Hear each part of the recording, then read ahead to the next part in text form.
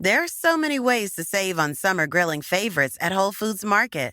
Invited to a potluck? Bring 365 by Whole Foods Market wild-caught salmon burgers. They go from frozen to perfectly grilled in minutes. Find classic sides for less with 365 brand organic frozen corn on the cob and kettle-cooked chips. And as always, look for hundreds of yellow sale and low price signs on aisle after aisle. Save at Whole Foods Market in-store and online.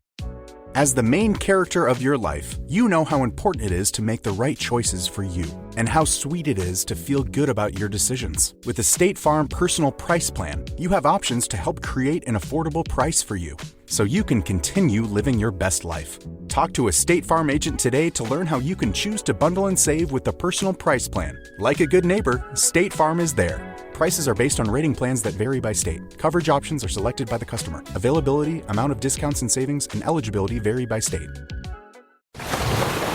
Brace the rudders! Raise the sails! Raise the sails! Captain, an unidentified ship is approaching. Over. Roger. Wait, is that an enterprise sales solution? Reach sales professionals, not professional sailors. With LinkedIn ads, you can target the right people by industry, job title, and more. We'll even give you a $100 credit on your next campaign. Get started today at linkedin.com/results. Terms and conditions apply. Hi, everybody. It's Mike. It is late May as I'm recording this, and as you know, we're still in mourning of our beloved Gordon Lightfoot. But I did promise that we'd be coming out with a new episode around this time, and so we are. 3 quick disclaimers I wanted to make about this episode. First is that when Adele was talking about one of Gordon's children being taken with her, she said Miles. That is a mistake. It was actually Eric. Also, we recorded this before Gordon died, so if we're talking about things in the present tense, please understand that there's a context to that. The third thing I'd like you to know is that we're splitting this episode into 2 pieces because Adele and I enjoyed our conversation so much about Whispers of the North that we didn't realize we'd gone on for an hour. So this is part 1 of our conversation. The second part will be coming out in the middle of June. All right, on with the show. It's good to be back. The first guest of the evening is truly a poet. He's an artist. He is a friend and an inspiration to anyone who has ever played the guitar or tried to write poetry. Would you please welcome Gordon Lightfoot?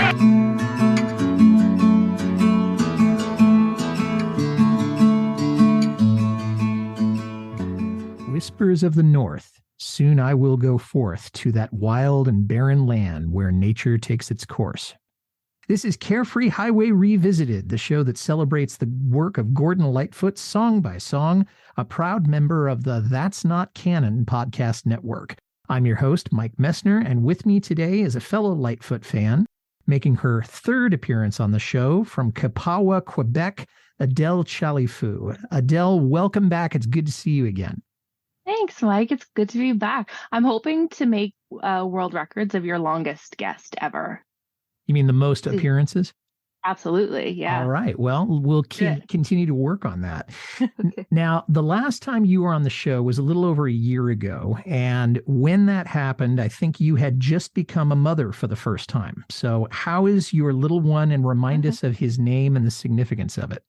Well, little Simon Gordon is fantastic. He is a year and a half now. So he's full-fledged feral toddler. So send help if you would like.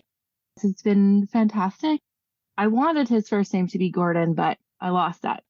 Yeah, you middle name it went. Yeah, I think his dad probably had a thing or two to say about that, but that is perfectly okay. We're going to be talking about Whispers of the North and what it means to each one of us. And I have my own thoughts on it, but why did you want to talk about this song in particular today? Well, this song, I think, is probably top 2 favorites of mine of all of the Lightfoot songs.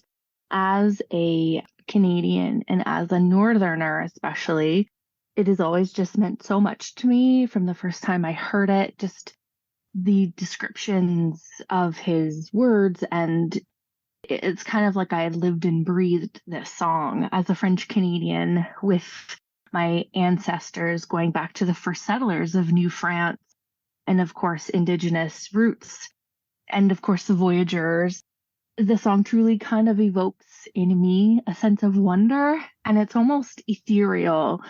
It makes me think of what life must have been like in the early days, predating any sort of settlers, and just how quiet and mysterious the forests were, and the only sounds were the oars dipping into the waters. And it's just so majestic, I guess. And it always just has touched me as someone who's grown up in the wilderness and in the bush.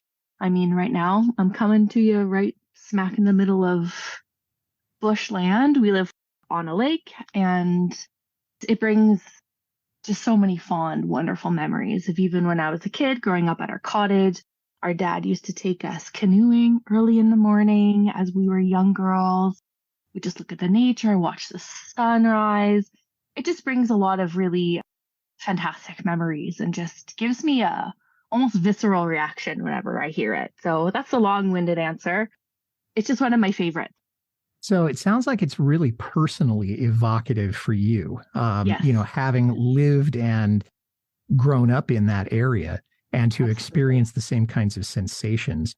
Right. Me being removed in all kinds of ways from it, I think to me, I'm looking at it on a Lightfoot timetable. And even on an album where he was really looking for a more contemporary sound and brought in people to produce and play on the Salute record, he hasn't lost his touch for folk music or folk sounding music. And also, he's still able to talk about the Canadian wilderness in a meaningful way. Even in the 1980s, which was not known for being real focused on the environment. That happened more in the 70s and again in the 90s, but he's still got it. He still has that spirit inside him, which we'll talk about more in a little bit. You mentioned your memories growing up. Can you say just a little bit more about what this recalls for you when you listen to the song? Sure. So on my father's side of his family, his grandfather and his mother's family were involved in the fur trade, and they were furriers. So because of that, we have lots of stories and write-ups of the things that my great-grandfather experienced being in the fur trade in Northern Ontario and the Indigenous peoples that he came across. And in our family, he had bought about 100 acres or so of land in the bush on a lake in Northern Ontario. And our family built a cottage, and that's where a lot of my French family from Montreal and various places around Quebec would come, and we would amalgamate in the summertime. Each family had their own cottage type of thing. And for us, my sister and I, we were there every summer with my grandmother, spending right after school got out to Labor Day weekend. We were there with her, running just feral and wild, pine sap in our hair and stuck on our bodies, climbing trees, going swimming. Dad would take us on canoe rides. We had electricity, we had running water, but that was it. It was outhouse. It was that sort of thing. All our supplies had to be boated in. And it was just magnificent hearing the stories of my grandmother, of her parents when they built the cottages, and going to sleep with the spooky sounds of loons on the lake, which we'll talk about, you and me, but seeing the full moon over the lake on the water, and just all these amazing stories, and just being at the mercy of nature, really. Because if there was a storm, there was a storm. If our power got knocked out, well, it was a fire, candles type of thing. So it was a wonderful way to grow up, and we never wanted to go home, actually.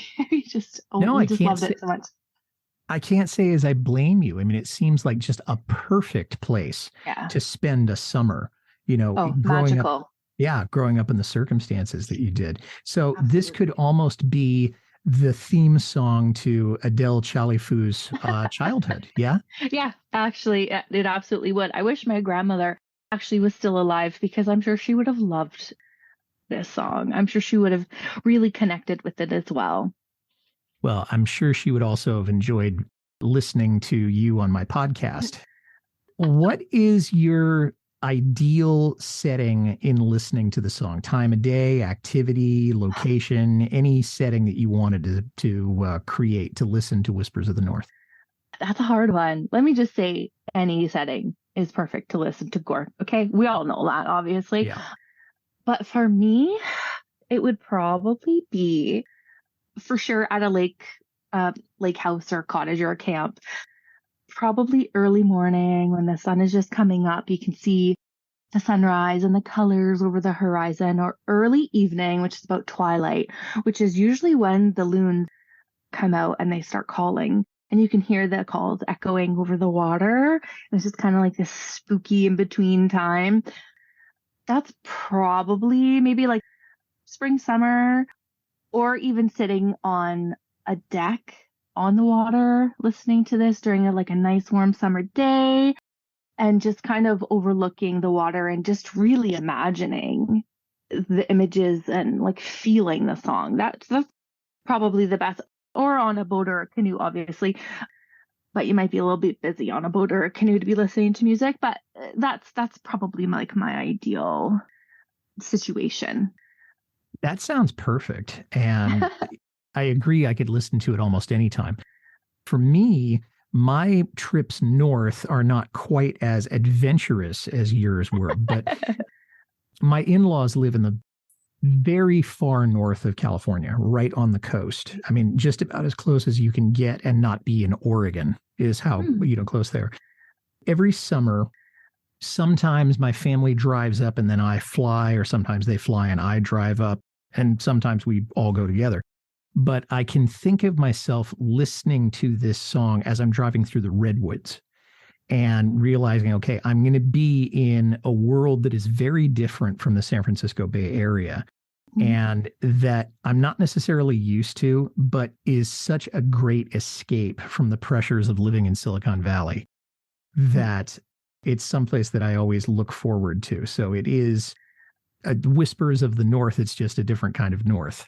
It's just a different north. There's a north of everywhere, right? To quote Doctor Who, there's a north of everything and everywhere. So it doesn't matter. The north is the north. The north is the north, and it's always got treasures, doesn't it? Absolutely.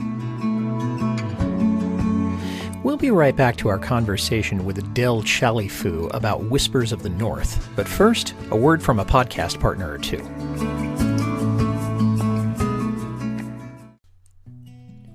Hi, this is Audie Martello, the host of the Mostly Folk podcast, a 60-minute foray into the music we all love.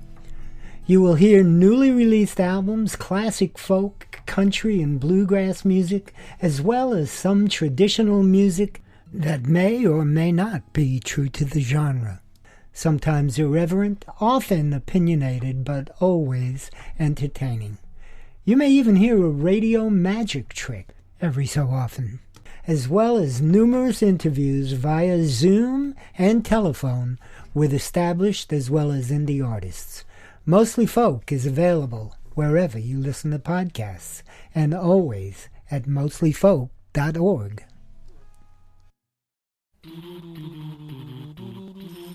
Victorian Periodical Parade.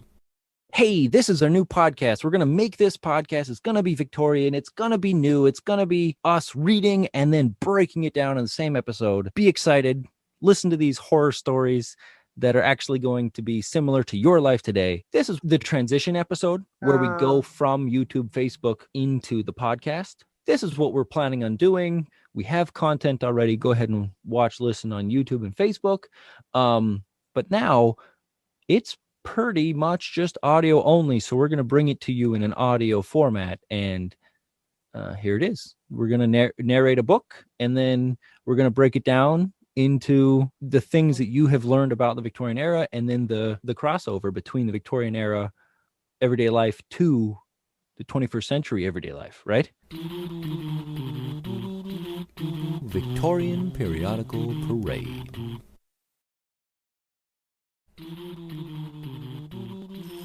Victorian Periodical Parade. Now, you did a little bit more digging on the origins of this song than I could. I did look through Nicholas Jennings' biography, and the song is only mentioned, I think, 2 or 3 times. And it's always in the context of the Salute album, not necessarily in the composition of the song. So what did you find out about how Gordon sat down and wrote this song? I, like you, looked through the Jennings book, which is a phenomenal book. So everyone go out and buy it and read it. From what I've read, the song was written shortly after Gordon returned from his 9th canoe trip to Kazan River in Nunavut here in Canada.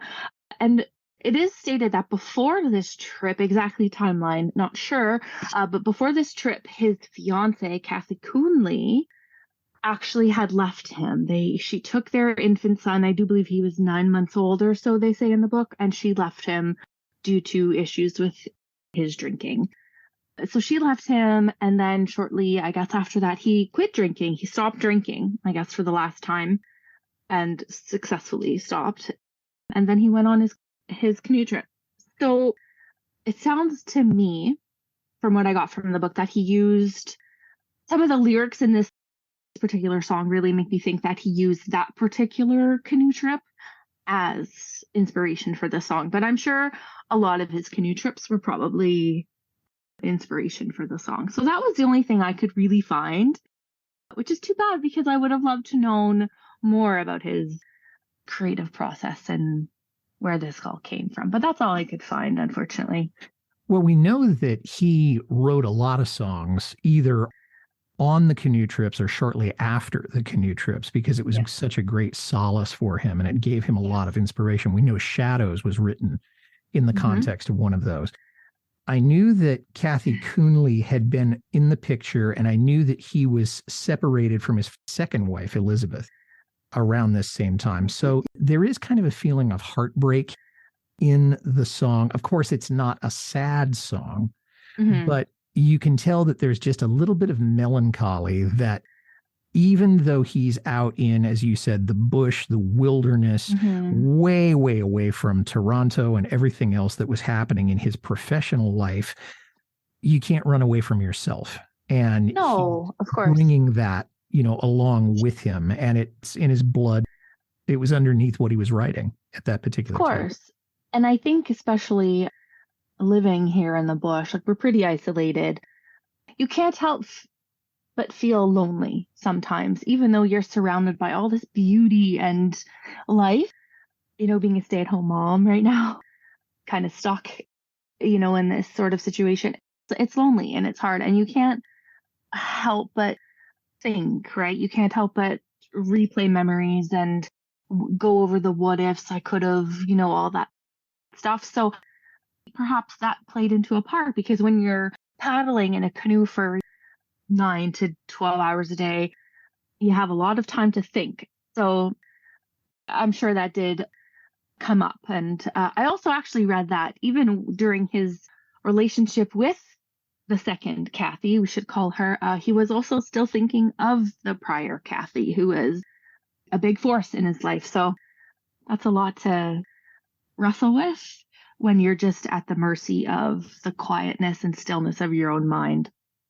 Well, not only that, you mentioned that he's quitting drinking for the last time.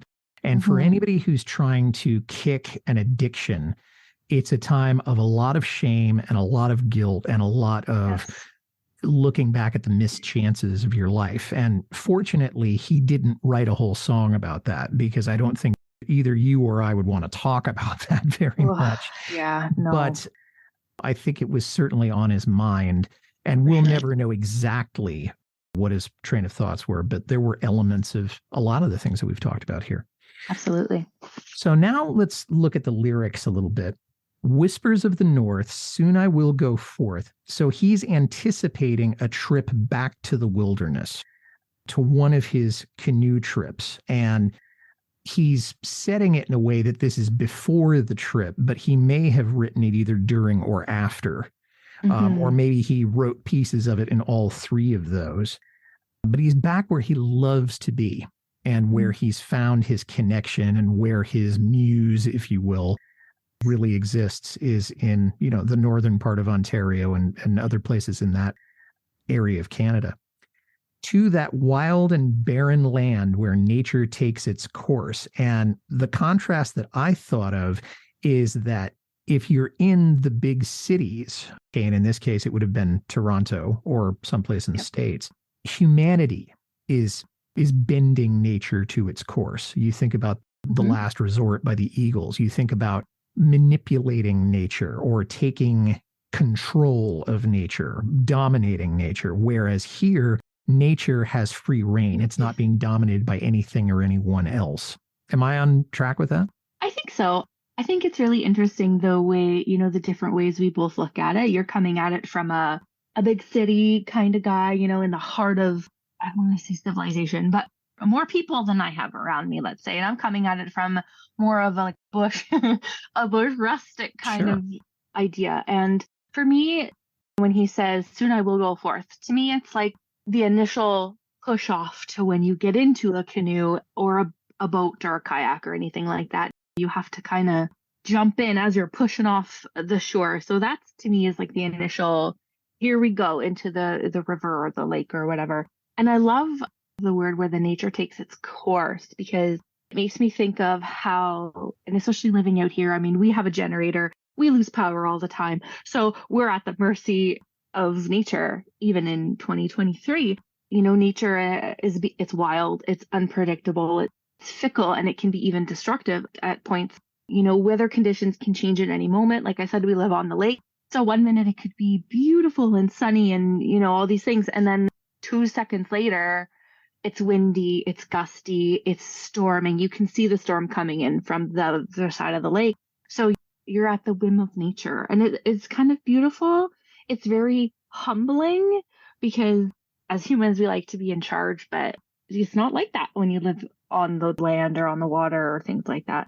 So it's just such a good play on words. I just love it. Yeah, there's a great quote from the movie The Man from Snowy River talking about the Australian outback, and it's applicable here too. The wilderness changes so suddenly. 1 minute it's like paradise, and the next it's trying to kill you. And I think that really kind of sums up. And that movie came out around the same time that this album came out. We'll be right back to our conversation with Adele Chalifoux about Whispers of the North. But first, a word from a podcast partner or two. Hey, I just wanted to take a second to tell you about my latest podcast discovery. Firebreathing Kittens is an actual play one-shot podcast that plays various tabletop role-playing games with a season-long plot. Because there's a beginning and an end to each week's story, you can start at any episode. Yeah, you won't miss a thing. Every week has a different combination of 4 from the same rotating cast of people. Join Firebreathing Kittens as they solve detective mysteries, attempt comedic banter, and enjoy friendship. That's Firebreathing Kittens podcast. Check it out.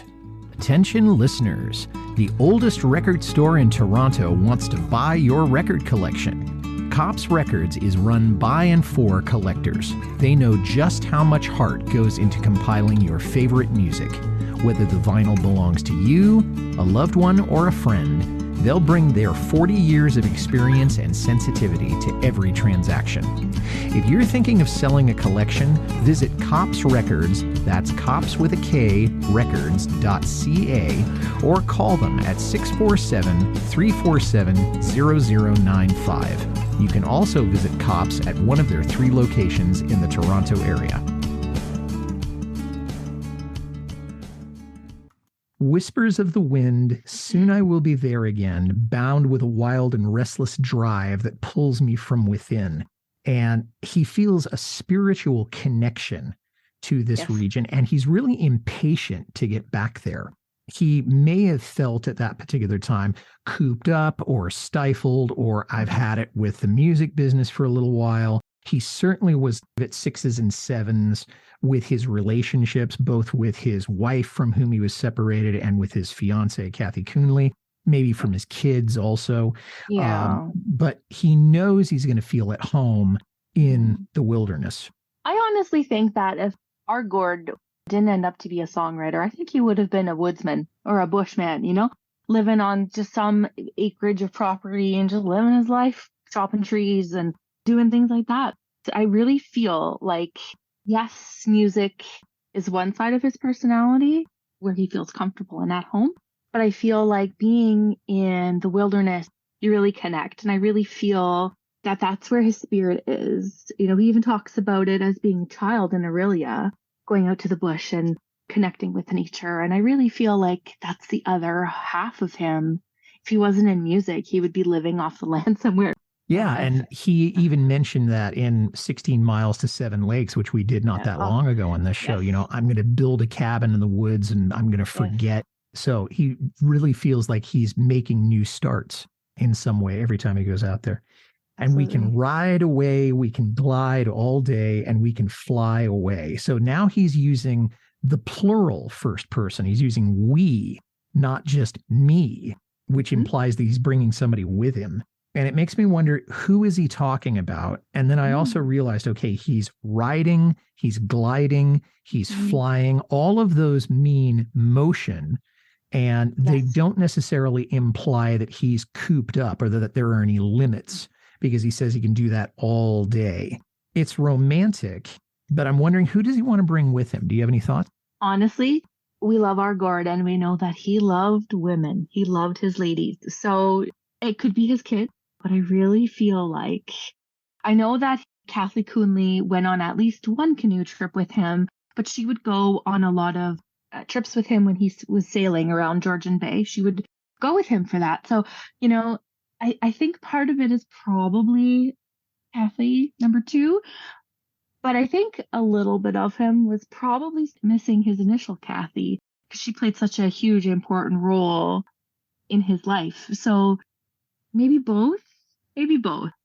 Yeah. And again, we'll never know exactly who he was talking about, but there's absolutely no question that Kathy Smith made as big an impression as any of the ladies that he'd been involved with in any context, marriage, out of marriage, one night stands. Yes.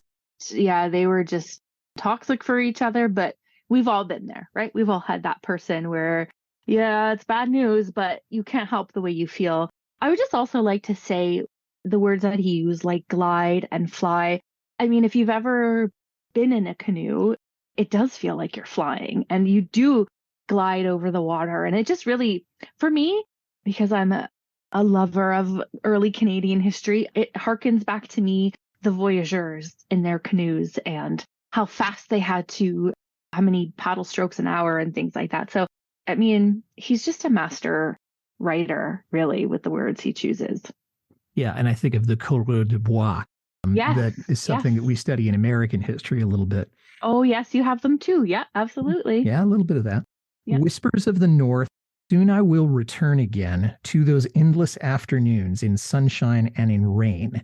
Now, why do you think he's using the word endless? I mean, is that because the afternoon is very, very long and the sun doesn't go down until about 8 o'clock at night? Why did he use that term? Again, just a perfect word to use. If we're going at it by the angle of he just returned from his trip to Nunavut, Nunavut is quite north, you know, along with here in Canada, Yukon, Northwest Territories, and then there's Nunavut. Those places are called Land of the Midnight Sun for a reason. So in the summertime, they would be having, I did some research on June 21st, so solstice, longest day of the year in Nunavut, they get 21 hours of sunlight on that particular day. So it could be a nod to the insane amount of sunlight that he's getting. It could be a nod to how long they're paddling for. To go back again to the voyageurs, for instance, they got very little sleep because they paddled as long as they could, stopped, I think, at somewhere after 10, 11 p.m., and then they were back at it at 3, 4 a.m. in the morning. So could be a nod to that. It could be maybe a nod that he felt like he never wanted it to end. It could be many things. Who knows? I've had a little bit of experience with the Land of the Midnight Sun, not in Canada, but in Alaska.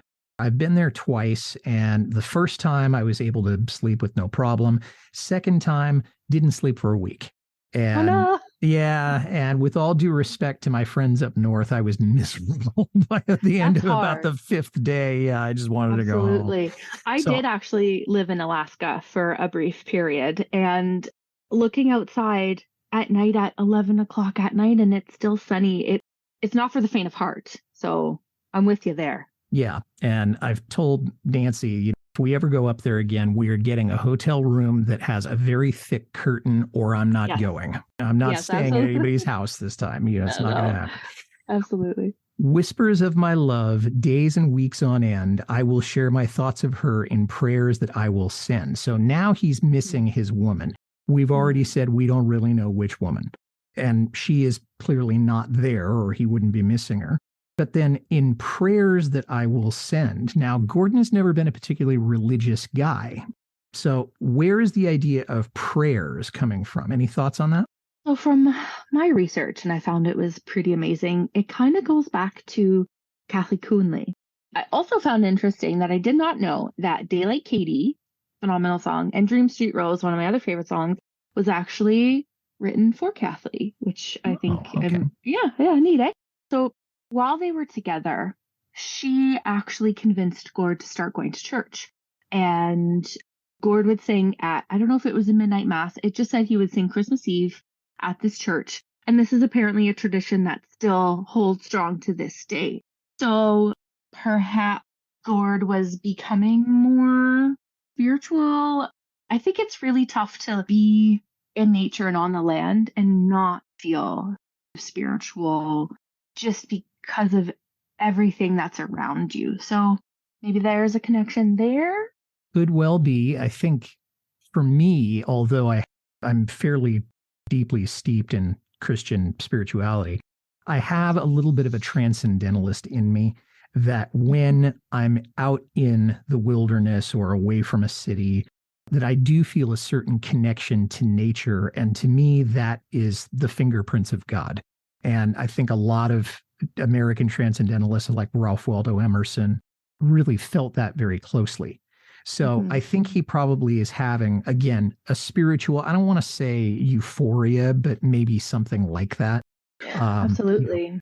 It could actually even be that Gord being from Aurelia, a lot of Indigenous people, a lot of Indigenous friends, and their views of nature are very different than a lot of other people's views of nature, right? So their creator is in kind of everything.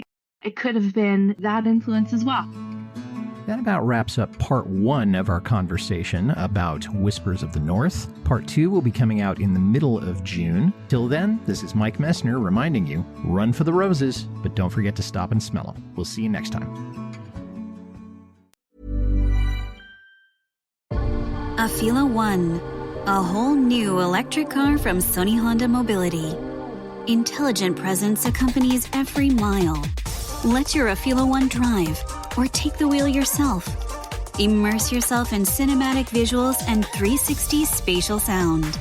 When you move with Afila One, the journey is a wonderful destination. Afila One, Wonderbound. As the main character of your life, you know how important it is to make the right choices for you, and how sweet it is to feel good about your decisions. With the State Farm Personal Price Plan, you have options to help create an affordable price for you, so you can continue living your best life. Talk to a State Farm agent today to learn how you can choose to bundle and save with the Personal Price Plan. Like a good neighbor, State Farm is there. Prices are based on rating plans that vary by state. Coverage options are selected by the customer. Availability, amount of discounts and savings, and eligibility vary by state. That sound? It's Lucky cutting prices on over 4,000 items across our stores. Same quality, much lower prices on what matters most to your family every single day at Lucky. This week, 1-pound packages of fresh strawberries are 2 for just $3 with digital coupon, limit 2. And fresh farm-raised Atlantic salmon whole fillets are only $8.99 a pound. Join the celebration at Lucky, your neighborhood store that's fighting inflation for you every day.